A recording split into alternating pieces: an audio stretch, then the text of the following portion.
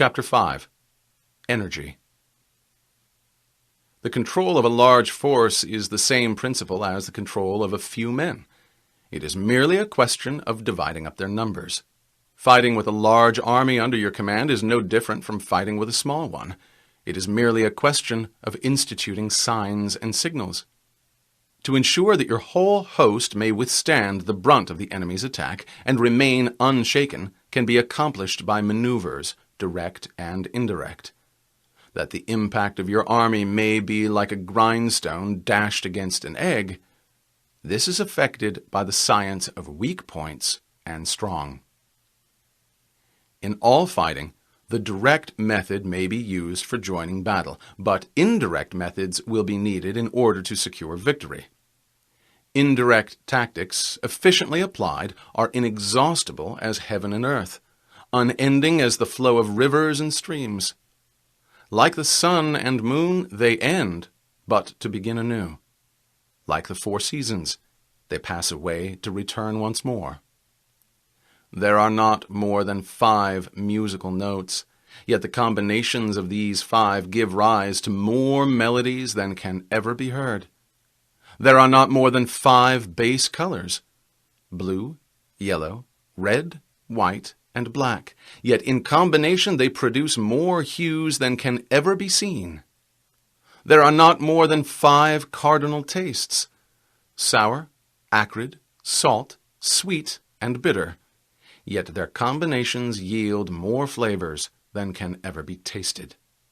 In battle there are not more than 2 methods of attack, the direct and the indirect.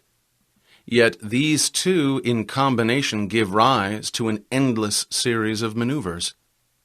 The direct and the indirect lead on to each other in turn.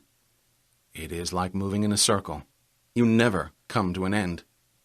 Who can exhaust the possibilities of their combination? The onset of troops is like the rush of a torrent, which will even roll stones along in its course. The quality of decision is like the well-timed swoop of a falcon, which enables it to strike and destroy its victim. Therefore, the good fighter will be terrible in his onset and prompt in his decision. Energy may be likened to the bending of a crossbow, decision to the releasing of a trigger. Amid the turmoil and tumult of battle, there may appear to be disorder, and yet no real disorder at all. Amid confusion and chaos, your army may be without head or tail, yet it will be proof against defeat. Simulated disorder shows perfect discipline. Simulated fear postulates courage. Simulated weakness postulates strength. Hiding order beneath the cloak of disorder is simply a question of subdivision. Concealing courage under a show of timidity presupposes a fund of latent energy. Masking strength with weakness is to be effected by tactical dispositions. Thus, one who is skillful at keeping the enemy on the move maintains deceitful appearances according to which the enemy will act. He must also be prepared to sacrifice something so that the enemy may snatch at it. By holding out baits, he keeps him on the march. Then, with a body of picked men, he lies in wait for him.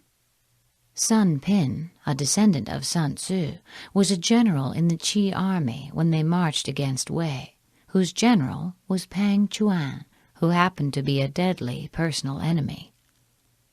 Sun Pin said, "The Qi state has a reputation for cowardice, and therefore our adversary despises us. Let us turn this circumstance to account." Accordingly, when the army had crossed the border into Wei territory, Sun Pin gave orders to show 100,000 fires on the first night, 50,000 on the next, and the night after only 20,000. Pang Chuan pursued them hotly, saying to himself, "I knew these men of Qi were cowards. Their numbers have already fallen away by more than half." In his retreat, Sun Pin came to a narrow gorge, which he calculated that his pursuers would reach after dark. Here he had a tree stripped of its bark, and inscribed upon it the words, "Under this tree, Pang Chuan shall die." Then, as night began to fall, he placed a strong body of archers in ambush nearby, with orders to shoot directly when they saw light. Later on, Pang Chuan arrived at the spot, and noticing the tree, struck a light in order to read what was written on it. His body was immediately riddled by a volley of arrows, and his whole army thrown into confusion. The clever combatant looks to the effect of combined energy and does not ask too much of individuals, hence his ability to pick out the right men and utilize combined energy. When he utilizes combined energy, his fighting men become like rolling logs or stones. For it is the nature of a log or stone to remain motionless on level ground and to move when on a slope. If four-cornered, to come to a standstill, but if round-shaped, continues to roll down the slope. Thus the energy developed by good fighting men is as the momentum of a round stone rolled down a mountain thousands of feet in height. This is the use of energy. Chapter 6. Strengths and Weaknesses. Whoever is first in the field and awaits the coming of the enemy will be fresh for the fight. Whoever is second in the field and has to hasten to battle will arrive exhausted. Therefore, the clever combatant imposes his will on the enemy, but does not allow the enemy's will to be imposed on him. By holding out advantages to him, he can lure the enemy in, to approach of his own accord. Or by inflicting damage, he can make it impossible for the enemy to draw near. If the enemy is taking his ease, harass him. If well supplied with food, starve him out. If quietly encamped, force him to move. Appear at points that the enemy must hasten to defend. March swiftly to places where you are not expected. An army may march great distances without distress, if it marches through country where the enemy is not. You can be sure of succeeding in your attacks if you attack only at places that are undefended. You can ensure the safety of your defense if you only hold positions that cannot be attacked. The skillful general is one who, in attack, the opponent does not know what to defend. And he is skillful in defense when his opponent does not know what to attack. Trust in the divine art of subtlety and secrecy, through which you learn to be invisible, inaudible, and hence you hold the enemy's fate in your hands. You may advance and be absolutely irresistible if you make for the enemy's weak points. You may retire and be safe from pursuit if your movements are more rapid than those of the enemy. If you wish to fight, the enemy can be forced to an engagement, even though he be sheltered behind a high rampart and a deep ditch. All we need do is attack some other place that he will be obliged to relieve. If we do not wish to fight, we can prevent the enemy from engaging us, even though the lines of our encampment be merely traced out on the ground. All we need do is to throw something odd and unexpected in his way. Even though we have constructed neither wall nor ditch, we puzzle him by strange and unusual dispositions. By discovering the enemy's dispositions and remaining invisible ourselves, we can keep our forces concentrated, while the enemy's must be divided. We can form a single united body, while the enemy must split up into fractions. Hence there will be a whole pitted against separate parts of a whole, which means that we shall be many to the enemy's few. And if we are able thus to attack an inferior force with a superior one, our opponents will be in dire straits. The spot where we intend to fight must not be made known, for then the enemy will have to prepare against a possible attack at several different points, and his forces being thus distributed in many directions, the numbers we shall have to face at any given point will be proportionately few. For should the enemy strengthen his van, he will weaken his rear. Should he strengthen his rear, he will weaken his van. Should he strengthen his left, he will weaken his right. Should he strengthen his right, he will weaken his left. If he sends reinforcements everywhere, he will everywhere be weak. Numerical weakness comes from having to prepare against possible attacks. Numerical strength comes from compelling our adversary to make these preparations against us. Knowing the place and the time of the coming battle, we may concentrate from the greatest distances in order to fight. But if neither time nor place be known, then the left wing will be impotent to succor the right equally impotent to succor the left, the van unable to relieve the rear, or the rear to support the van. How much more so if the furthest portions of the army are anything under 30 miles apart, and even the nearest are separated by several miles. Though according to my estimate the soldiers of Yue exceed our own in number, that shall advantage them nothing in the matter of victory. I say then that victory can be achieved. Though the enemy be stronger in numbers, we may prevent him from fighting. Scheme so as to discover his plans and the likelihood of their success. Rouse him and learn the principle of his activity or inactivity. Force him to reveal himself so as to find out his vulnerable spots. Carefully compare the opposing army with your own, so that you may know where strength is superabundant and where it is deficient. In making tactical dispositions, the highest pitch you can attain is to conceal them. Conceal your dispositions, and you will be safe from the prying of the subtlest spies, from the machinations of the wisest minds. How victory may be produced for them out of the enemy's own tactics, that is what the multitude cannot comprehend. All men can see the tactics whereby I conquer, but what none can see is the strategy out of which victory is evolved. Do not repeat the tactics which have gained you one victory, but let your methods be regulated by the infinite variety of circumstances. Military tactics are like unto water. For water in its natural course runs away from high places and hastens downwards. So in war, the way is to avoid what is strong and to strike at what is weak. Water shapes its course according to the nature of the ground over which it flows. The soldier works out his victory in relation to the foe whom he is facing. Therefore, just as water retains no constant shape, so in warfare there are no constant conditions. He who can modify his tactics in relation to his opponent, and thereby succeed in winning, may be called a heaven-born captain.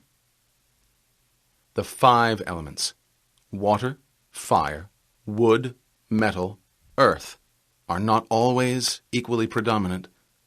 The 4 seasons make way for each other in turn. Days are short and long. The moon wanes and waxes. Chapter 7. Maneuver. In war, the general receives his commands from the sovereign. Having collected an army and concentrated his forces, he must blend and harmonize the different elements thereof before pitching his camp. After that comes tactical maneuvering, which is the most difficult. The difficulty of tactical maneuvering consists in turning the devious into the direct, and misfortune into gain. Thus, to take a long and circuitous route, after enticing the enemy out of the way, and though starting after him, to contrive to reach the goal before him, shows knowledge of the artifice of deviation. Maneuvering with an army is advantageous. With an undisciplined multitude, most dangerous. If you set a fully equipped army in march in order to seize an advantage, the chances are that you will be too late. On the other hand, detaching a flying column for the purpose requires the sacrifice of its baggage and stores. Thus, if you order your men to roll up their buff coats and make forced marches without halting day or night, covering double the usual distance at a stretch, doing 30 miles in order to wrest an advantage, the leaders of all your 3 divisions will fall into the hands of the enemy. The stronger men will be in front, the jaded ones will fall behind, and on this plan only 1/10 of your army will reach its destination. If you march 15 miles in order to outmaneuver the enemy, you will lose the leader of your 1st division, and only half your force will reach the goal. If you march 10 miles with the same object, 2/3 of your army will arrive. We may take it then that an army without its baggage train is lost. Without provisions, it is lost. Without bases of supply, it is lost. We cannot enter into alliances until we are acquainted with the designs of our neighbors. We are not fit to lead an army on the march unless we are familiar with the face of the country, its mountains and forests, its pitfalls and precipices, its marshes and swamps.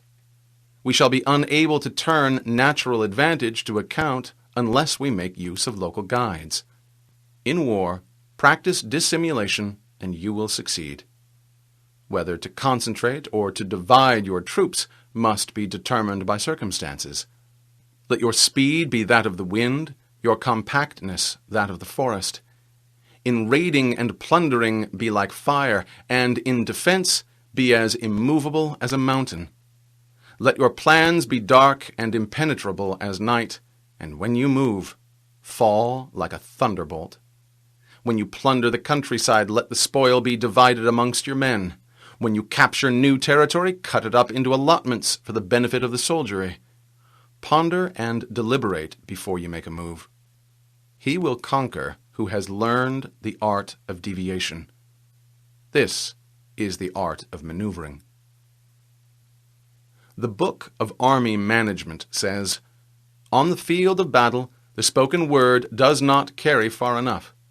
Hence the institution of gongs and drums. Nor can ordinary objects be seen clearly enough. Hence the institution of banners and flags. Gongs and drums, banners and flags, are means whereby the ears and eyes of the host may be focused on one particular point. The host, thus forming a single united body, it is impossible for either the brave to advance alone or for the cowardly to retreat alone. This is the art of handling large masses of men." Equally guilty are those who advance against orders and those who retreat against orders. There is a story of Wu Qi, who was fighting against the Qin state. Before the battle had begun, one of his soldiers, a man of matchless daring, sallied forth by himself, captured 2 heads from the enemy, and returned to camp. Wu Qi had the man instantly executed, whereupon an officer ventured to remonstrate, saying, "This man was a good soldier and ought not to have been beheaded." Wu Qi replied, "I fully believe he was a good soldier, but I had him beheaded because he acted without orders." In night fighting, then, make much use of signal fires and drums, and in fighting by day, of flags and banners, as a means of influencing the ears and eyes of your army. An entire enemy army may be robbed of its spirit, and its commander may be robbed of his presence of mind. Now a soldier's spirit is keenest in the morning. By noon it will begin to flag, and in the evening his mind is bent only on returning to camp. A clever general, therefore, avoids an army when its spirit is keen, but attacks it when it is sluggish and inclined to return.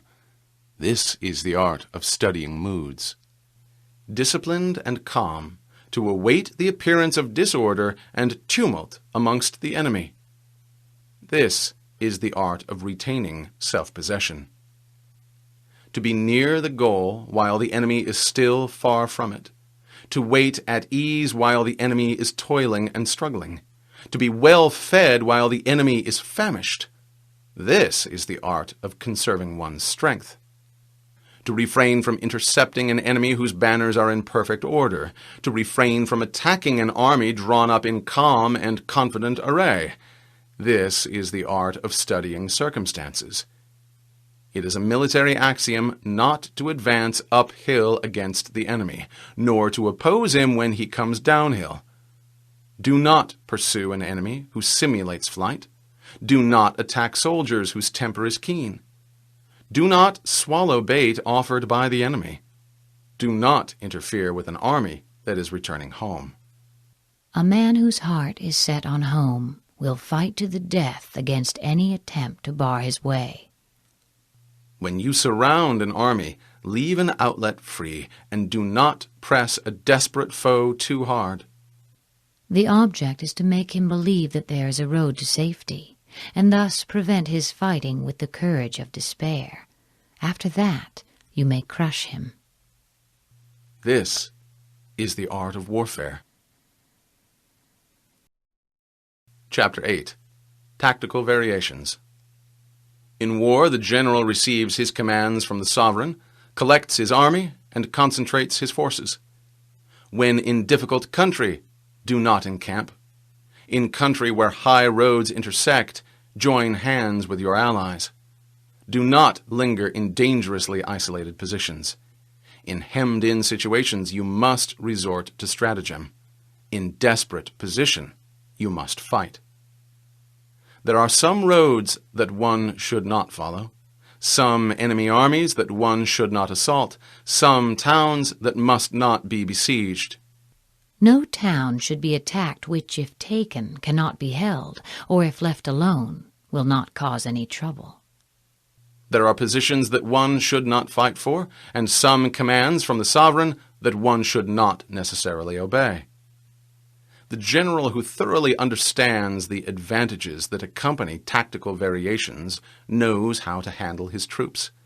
The general who does not understand these may be well acquainted with the configuration of the country, yet he will not be able to turn his knowledge to practical account.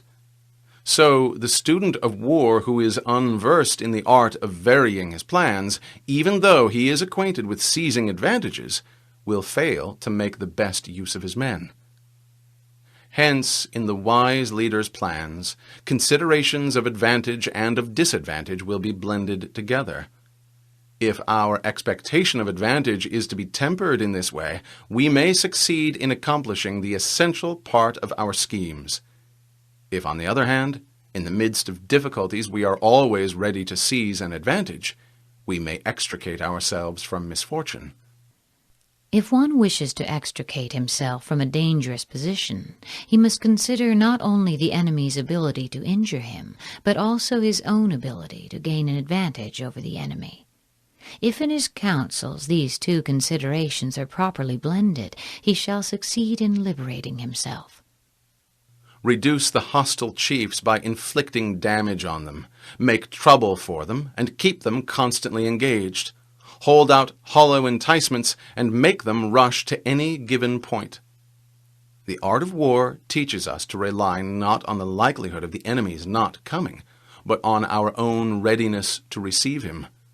Not on the chance of his not attacking, but rather on the fact that we have made our position unassailable. There are 5 dangerous faults which may affect a general. Recklessness, which leads to destruction. Cowardice, which leads to capture. A hasty temper, which can be provoked by insults. A delicacy of honor, which is sensitive to shame. Over-concern for his men, which exposes him to worry and trouble. These are the 5 besetting sins of a general, ruinous to the conduct of war. When an army is overthrown and its leader slain, the cause will surely be found among these 5 dangerous faults. Let them be a subject of meditation. Chapter 9. The Army on Campaign. We come now to the question of encamping the army and observing signs of the enemy. Pass quickly over mountains and keep in the neighborhood of valleys. Camp in high places facing the sun. Do not climb heights in order to fight. This is the art of mountain warfare. After crossing a river, you should move far away from it. When an invading force crosses a river in its onward march, do not advance to meet it in midstream. It will be best to let half the army get across and then deliver your attack. If you are anxious to fight, you should not go to meet the invader near a river which he has to cross. Moor your craft further upriver from the enemy and facing the sun. Do not move upstream to meet the enemy. This is the art of river warfare. This principle is illustrated by the victory of Han Xin at Wei River. the two armies were drawn up on opposite sides of the river. In the night, Han Xin ordered his men to take some 10,000 sacks filled with sand and construct a dam higher up. Then, leading half his army across the river, he attacked the enemy, but after a time, pretending to have failed in his attempt, he hastily withdrew to the other bank. The opposing general was much elated by this unlooked-for success, and exclaiming, "I felt sure that Han Xin was really a coward," he pursued him and began crossing the river in his turn. Han Xin sent a party to cut open the sandbags, thus releasing a torrent of water, which swept down and prevented the greater portion of the foe's army from getting across. He then turned upon this force, which had been cut off, and annihilated it, the enemy general himself being amongst the slain. The rest of the army on the further bank scattered and fled in all directions. In crossing salt marshes, your sole concern should be to get over them quickly, without any delay. They lack both fresh water and forage, and expose the army to attack. If forced to fight in a salt marsh, you should have water and grass near you, and get your back to a clump of trees. This is the art of operating in salt marshes. In dry, level country, take up an easily accessible position with rising ground to your right and on your rear, so that the danger may be in front and safety lie behind. This is how to campaign in flat country.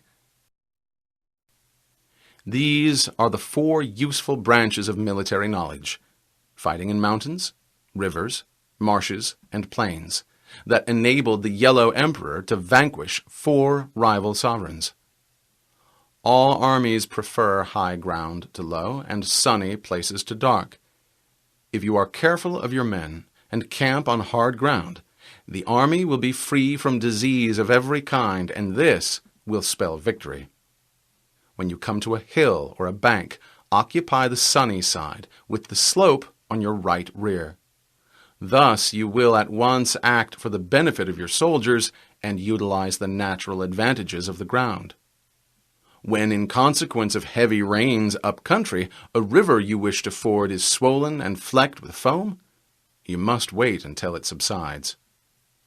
Country in which there are precipitous cliffs with torrents running between, deep natural hollows, confined spaces, tangled thickets, quagmires, and crevasses, should be left with all possible speed and not approached.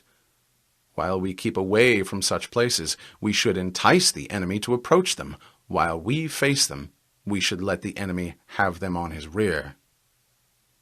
If in the neighborhood of your camp there should be any hilly country, ponds surrounded by aquatic grass, hollow basins filled with reeds, or woods with thick undergrowth, they must be carefully flushed out and searched, for these are places to be caught in an ambush, or insidious spies are likely to be lurking. When the enemy is close at hand and remains quiet, he is relying on the natural strength of his position. When he keeps aloof and tries to provoke a battle, he is anxious for the other side to advance on his position. If his place of encampment is easy of access, he is enticing you to advance. Movement amongst the trees of a forest shows that the enemy is advancing. The appearance of a number of screens in the midst of thick grass means that the enemy wants to make us suspicious. The rising of birds in their flight is the sign of an ambush. Startled beasts indicate that a sudden attack is coming. When there is dust rising in a high column, it is the sign of chariots advancing. When it is low, but spread over a wide area, it signifies the approach of infantry. When the dust branches out in different directions, it shows that parties have been sent to collect firewood. A few clouds of dust moving to and fro signify that the army is encamping. Humble words and increased preparations are signs that the enemy is about to advance.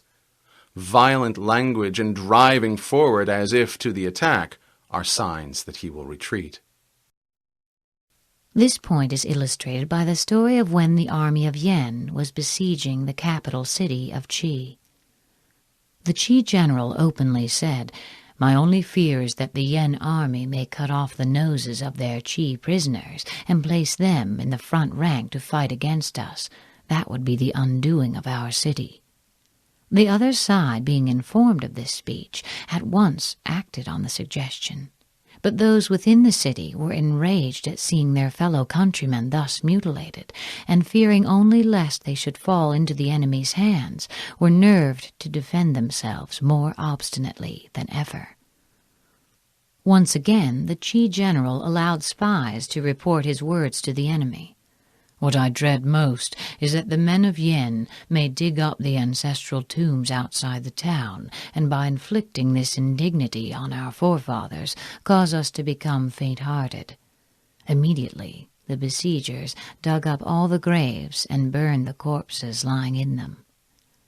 And the defenders, witnessing the outrage from the city walls, wept passionately, and were all eager to go out and fight, their fury being increased tenfold.